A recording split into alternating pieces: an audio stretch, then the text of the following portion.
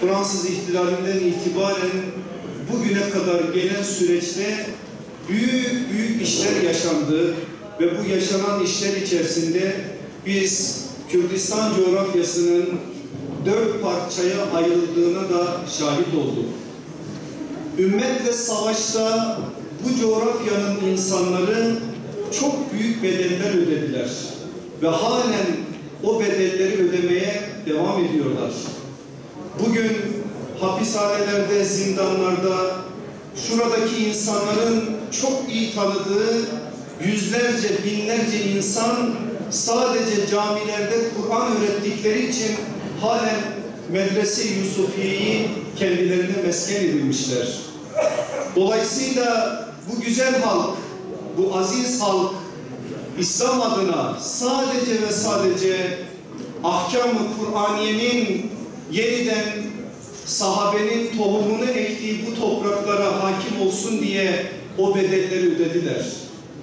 Ben yıllardır bu halkın içerisindeyim. O büyük bedel ödeyen insanlarla karşılaştığım zaman şu güzelliğe de ben şahit oldum. Sarılıp o zindanda olanların kardeşleriyle, babalarıyla, yakınlarıyla konuştuğum zaman en ufak bir pişmanlık, en ufak bir üzüntü, en ufak bir sızıyı bile ben onlardan görmedim. İslam adına ödedikleri o bedel onlar için en büyük şerefti. Ve bu milletin çocukları yine benim boynuma sarıldıkları zaman her zaman için hocam bize şehadet için dua et diyen o sözlerine de şahit oldum. Ben önceleri ediyordum, şimdi etmiyorum. Etmediğimi de o gençlere söyledim. Dedim ki hayır, size bundan sonra ben şehadet için dua etmeyeceğim. Çünkü siz çok ödediniz, çok verdiniz, bu manada da halen vermeye devam ediyorsunuz. Ben şimdi size şöyle bir dua edeceğim. Allah'ım diyeceğim, Yasinlerin, Riyadların, Hüseyinlerin akıttıkları o kanın bu topraklardaki yeşermesini sen bu çağın ve bu toprakların bu güzel insanlarına göster. Önce onlar bu toprakların çiçek açtığını görsünler. Şu Kürdistan'ın dağlarında o çiçeklere şahit olsunlar. Ondan sonra sen onları o güzel kervana kat. Çünkü o insanlar o tabloları görmeyi hak ediyorlar. Herkesin sindiği, korktuğu dönemlerde Allah'ın ahkamına, şeriata, Kur'an'a bu toprakların insanı şahit oldu ve bu toprakların insanı sahip oldular. Öyleyse eğer biz bu topraklarla irtibatımızı daha farklı bir biçimde kurmak zorundayız. Bizim vefa borcumuz var buralara karşı. Hicri 17'den itibaren buralara iman tohumunu eken sahabe neslidir. Bugün İslam'la savaşanlar ve bu topraklarda İslam'ın kökünü kazıyacağız diyerek farklı ideolojilerini bu mazlum halka dayatmak isteyenlerin unuttukları bir hakikati buradan hatırlatalım. Sahabenin ektiği hiçbir tohumu Allah zayi etmedi ki bu bölgede ekilen tohumlar da zayi olsun.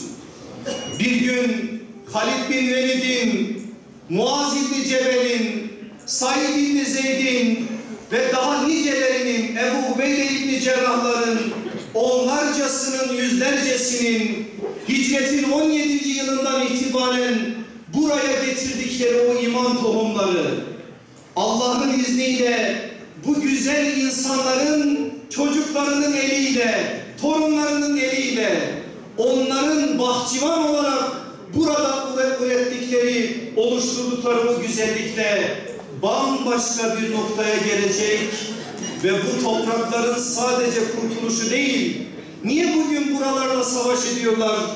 Çünkü bu coğrafyanın kurtuluşu aslında Mescid-i Aksa'nın kurtuluşudur. Bu coğrafyanın kurtuluşu yeniden ümmeti Muhammed'in Selahaddin'in ruhuyla dirileceği, bir daha ayağa kalkacağı ruhtur. Onlar bunu bildikleri için buraları için hesapları var. Madem onların buraları için hesapları var, bizim de hesabımız olacak. Ne olursa olsun bu topraklardan İslam'ın sesini ve sedasını hiç kimse, ne ideoloji adına olursa olsun, hangi batıl düşünce adına olursa olsun kaldıramayacaklar ve yok edemeyecekler. Ve biz bir gün Allah'ın izniyle ahkam-ı Kur'aniyenin buralarda hakim olduğuna da şahit olacağız. Ben böyle bir hayra vesile olduğu için bu toplantının tertipleyenlerine teşekkür ediyorum. Dün gelmek istedim, olmadı ama bugün olmam lazım dedim. Sabahtan geldim. Geldiğim için de çok mutluyum. Bir kez daha ümitlendim. Her zaman için dediğim o şeyi bir kez daha söylüyorum. İnşallah burası sadece kendi halkına umut olmayacak, ümmetin umudu olmaya devam edecek.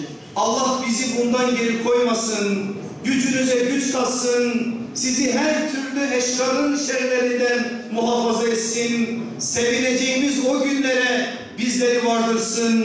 Şehitler gitti, bizi şahitler kılsın, o şehitlerin emanetlerine gerçek manada sarılan ve onları koruyan sadıklardan ve şahitlerden bizleri kılsın.